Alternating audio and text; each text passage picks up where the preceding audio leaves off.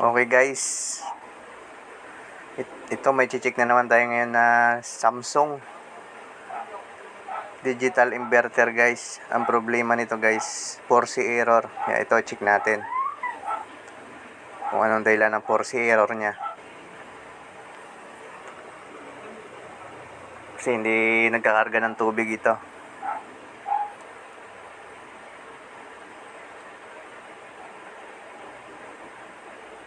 Yan, hintayin lang natin guys na tumigil yung pag-ikot ng drum nya. Kasi binabalance ba, nagsisinsing ba siya, binabalance nya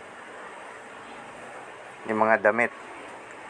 Tingnan natin guys, dapat kasi pag tumigil ng ikot niyan, bitaw yung drain motor, dapat magkakarga na siya ng tubig.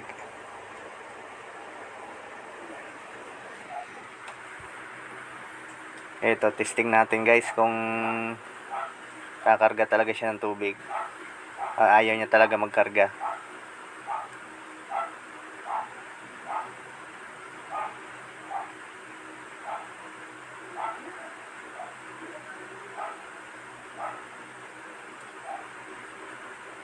So, hindi pa pala nakaka-subscribe guys, pa-subscribe na lang guys. Ayan guys, tumigil na siya, lumabas na yung minutes niya. Hindi talaga siya, dapat magkakarga na ng tubig yan. Hindi talaga siya nagkakarga ng tubig. Kaya binuksan natin yung likod guys. Check natin yung pinaka-inlet valve niya. Itong inlet valve niya, two-way lang pala ito.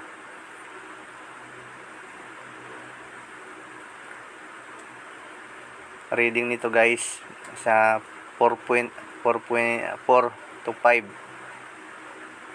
kilo ohms. Ito guys, chinik natin, wala na guys. Tapos yung isa 4.1 kilo ohms, okay pa ito guys.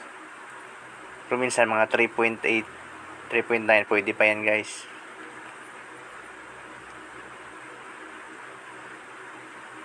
Kaya palitan natin ng bago. Sa gusto pala mag-order ng mga parts na tulad nyan guys, mag-PM lang kayo sa aming page na Norche Repair Shop. Pinapadala namin yan via Lamob or pag malayuan na talaga, GNT. Dagdag na lang ng add na lang sa shipping fee. Yan, testing na natin ulit. Naikabit na natin.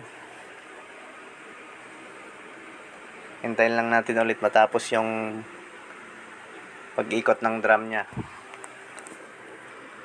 Sinsing program nya. Hintayin lang natin guys.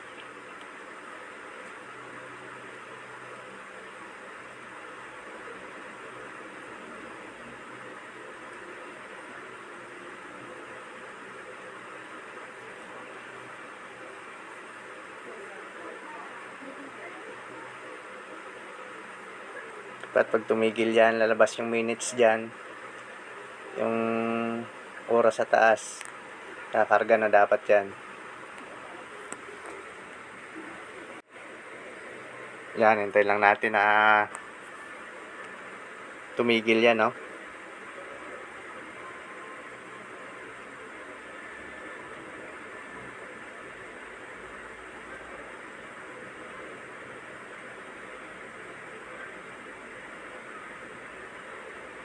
Yan, isang buwelo pa. Yan, titigil na yan. Yan. Ayan guys, yan, basa.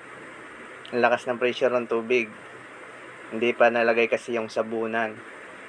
Yung lagay ng sabon, tinanggal kasi ng minyan kasi may sabon pa.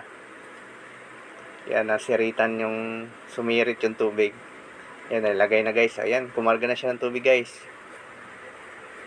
Kaya pag 4C error, ano yan, yun na yun guys, pag hindi nagkakarga ng tubig, water supply or inlet valve. Okay, maraming salamat sa panonood.